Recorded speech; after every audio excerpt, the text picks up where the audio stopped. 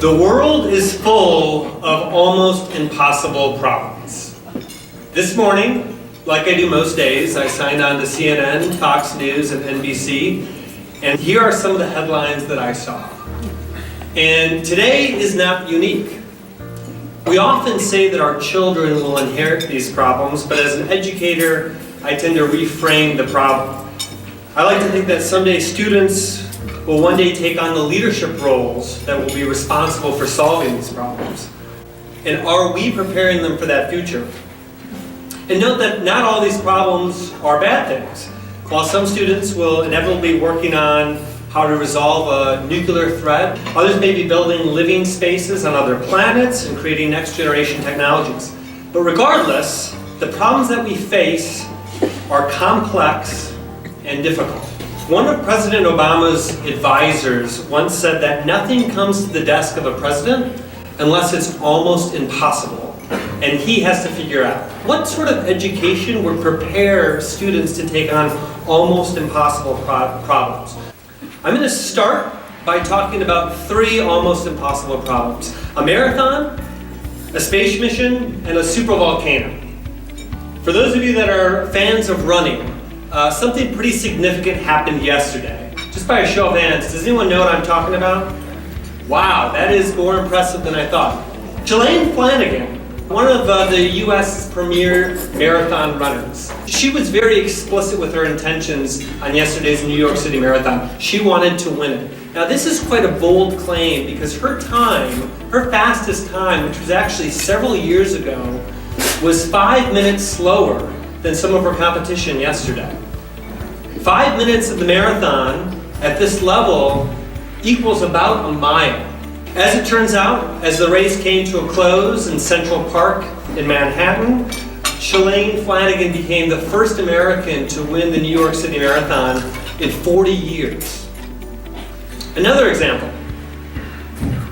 Does anybody know what this is a picture of?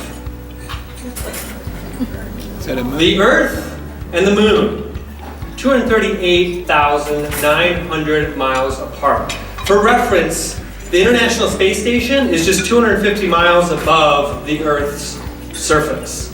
So the International Space Station would more or less be at the same point as the Earth on this image.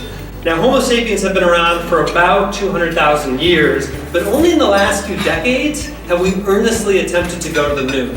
This is quite the ambitious task, to believe that we could travel to the moon. Now, I had the opportunity to go to the Cape Canaveral and get an up-close look at some of the technology that brought people to the moon. And when you take an up-close look at this technology, it looks even more unrealistic. Some of the technology that they used was less powerful than some of our calculators that we use in school. And yet, on July 20th, 1969, a man landed on the moon.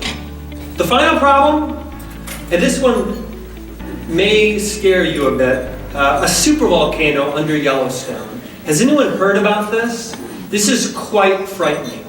The last time this volcano erupted was 630,000 years ago, and when it erupts, it creates 250,000 times the amount of deadly material than Mount St. Helens. This is 250 cubic miles of molten rock and ash. 250 cubic miles. We often talk cubic feet, cubic meters, cubic centimeters. This is cubic miles. Now this is what's truly frightening, that the recent timetables about when it's expected to erupt have changed from a few thousand years into the future to as early as the 2030s, just a few years away. Now what's remarkable about this is that some people are working on trying to solve this problem. Some folks from NASA are thinking about drilling holes under the surface and pumping in cool water. And not only do they hope that this will decrease the temperature of this molten lava, but they also think that it could be a source of renewable energy, of a very low-cost energy. And this is the quote from the scientist, and I love this quote. Through drilling in this way, it could be used to create geothermal plant, which generates electric power at extremely competitive prices. So here's like, it makes business sense. And then I like how he finishes this quote. The long-term benefit is that you prevent a future supervolcano eruption which would devastate humanity. Almost as an afterthought. But this is truly remarkable. Something of that magnitude that could literally devastate humanity. Some people are thinking about, how do we take on this problem? These are just some examples of individuals taking on very complex, challenging work. And I like to kind of analyze and think, what is common among them? What makes this possible? And I thought of two main things. One, they seem to have somewhat of an unnatural belief in what's possible. They're either crazy enough, bold enough, audacious enough to presume that there actually is a solution and that they are the ones to make it happen. The other thing that they seem to have in common is a pretty peculiar relationship with failure. And I say peculiar because it's a little bit out of the ordinary. Most of us don't take on work that we think we will fail at. Both Shalane Flanagan has failed several times. In fact, in spite of the several marathons that she has run, this is her first championship. Clearly, we know that the NASA fails certainly more frequently than they succeed. So you have to have this certain relationship with failure that doesn't keep you from trying really big things. Sometimes I like to gaze at my office at this plaque. It looks pretty official and pretty exciting, but it's actually a rejection letter from NASA. It is my second. I've applied to be an astronaut twice and rejected. I never even got an interview. A few months ago when they announced the class, they said, the class is going to be announced in a month. I was thinking, maybe this is the chance that I'm going to find out, even though I'd applied a year and a half earlier. It's quite the process.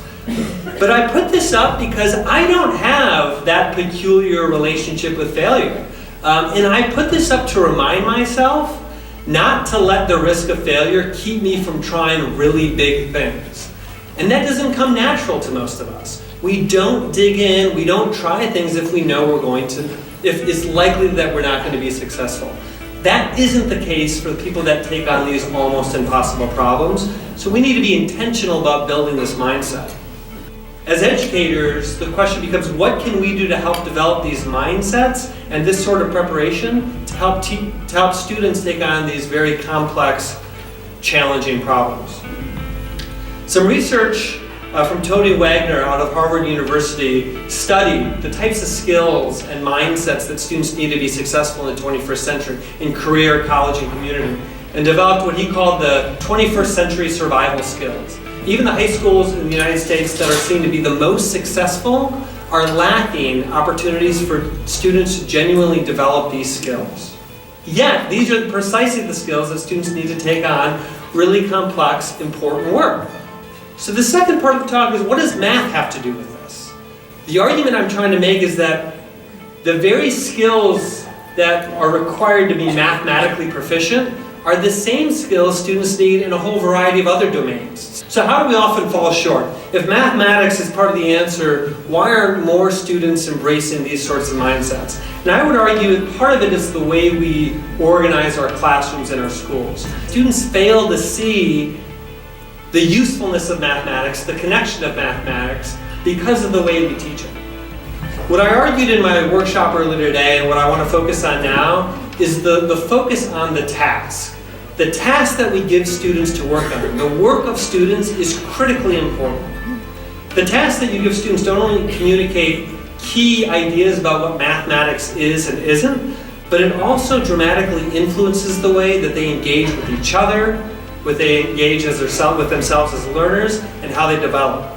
I'll give you a few examples of some tasks that I've worked through that I think help develop the types of skills that I think are necessary to take on almost impossible problems. Every year in my teaching, I gave a task that I called the Inflatables Project.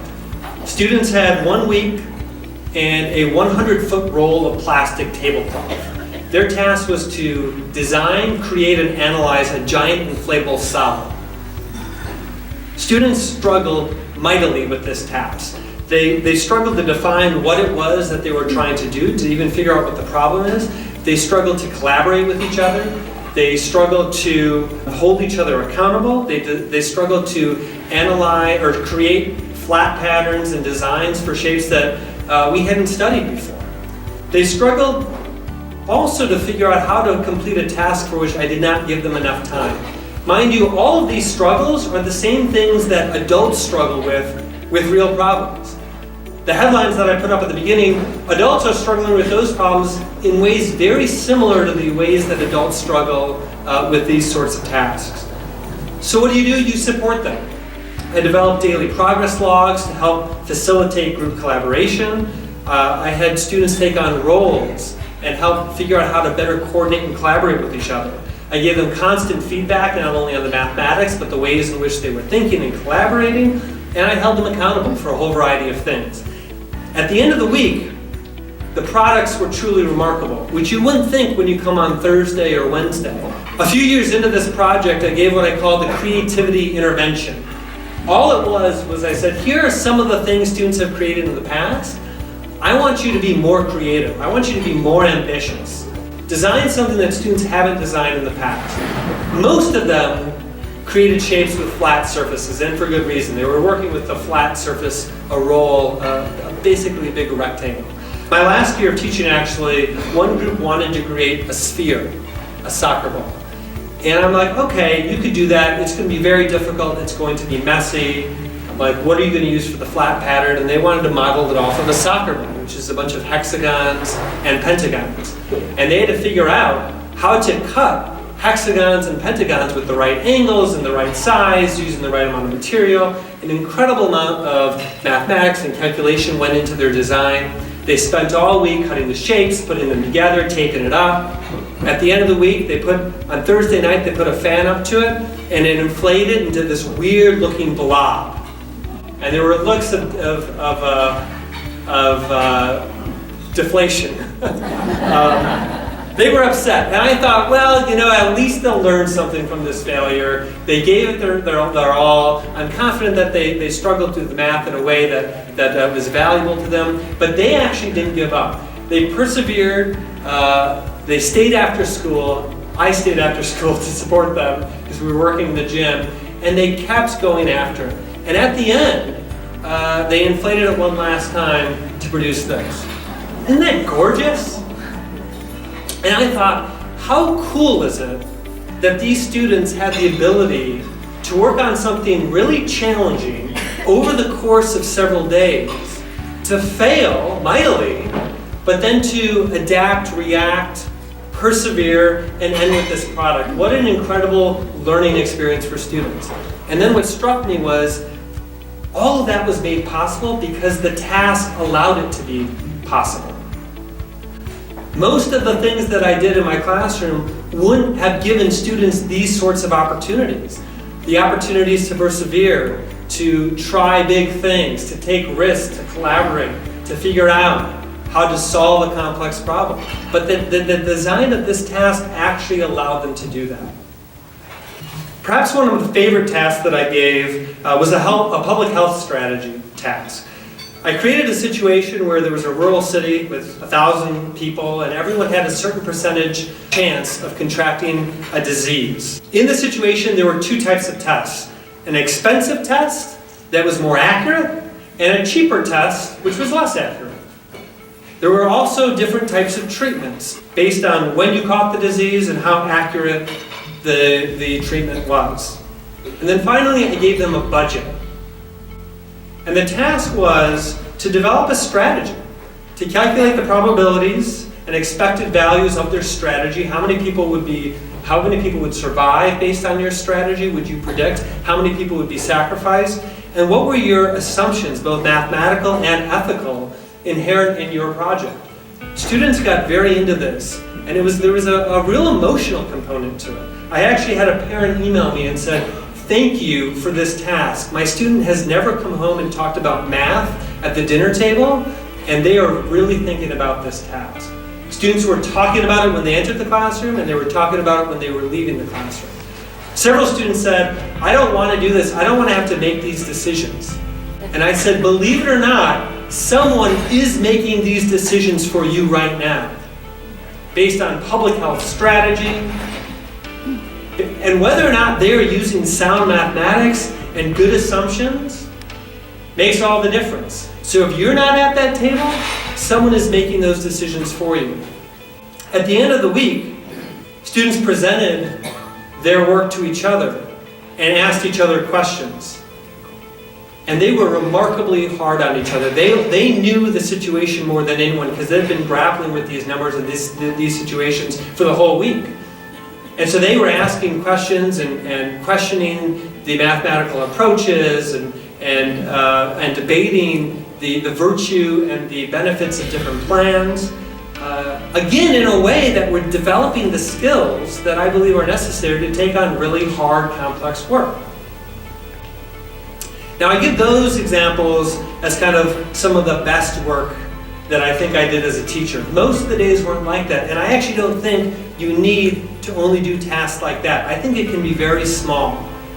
Small questions at the beginning of class, more open-ended problems once or twice a week, to start developing not only your skill to develop these sorts of tasks, but also develop students' ability to think through and work through this type of work. Ultimately, what I want is for students to see math as a tool to solve problems. When students encounter a problem in their world, I want them to say, I can use math to think about that problem. And not too many students do that. I've started to really do that when I taught math. I've started to see math as a tool to think about my problems. This is a layout of my floor where I work. My office is indicated as office. And then I have that red dot kind of in the center. That's the Keurig machine. And the decision that I make almost on a daily basis is what route will I take to get to the Keurig machine. And here's why it's a little bit more complicated than you might imagine. If I walk counterclockwise, it's a longer distance. If I walk clockwise, it's a shorter distance. Now, sometimes I can cut through that classroom, which is the shortest distance. The problem is that I've got to make a decision if I'm going to bet on that strategy. Because if I walk to this door, and then there's a class in session, I have to go the longer route. Do you see my struggle here? I've got to decide, am I going to bank on this shorter strategy? Because if it's wrong, then I actually end up walking further, or am I just going to take the medium route? The point here, though, is that when I think about this situation, I think about it as a situation to which I can apply math. Not all students see a problem and say, oh, math is a tool to help me think about that. And I want to give an example. I was at a track meet. I used to coach track. And I was at a restaurant with some of our athletes before the meet. And they saw one of these gumball machines. And the student asked a really interesting question. The question was, how often do you think they have to refill it? Which is, I think, really interesting, in part because it'll look more or less filled at different times, and the rate of the height of that level, the gumball level, will change even if there's a constant outflow of gumballs because it's a sphere. Right? The rate will change more quickly at the beginning, but then when it gets to the wider portion, it'll slow down and then it'll speed up again. There's all these really interesting things you can think about. But the problem is that my athlete just stopped at, I wonder how often they have to refill it, without also thinking, you know what, I can use math to think about that problem. And so the challenge as educators is, how do we create learning experiences where students are more frequently in their life seeing how math can help them think about and solve problems. So when we think about the types of students we want to develop to really take on these sorts of problems, I believe that there are at least two things. One, an unnatural belief in what's possible. And then also a peculiar relationship with failure. How do we make failure more tolerable so students and adults are willing to take risks, even if they think they're not going to be successful? And to do that, tasks are really one of our key levers. In many classrooms, the quality of the task is the limiting factor in what is possible for students.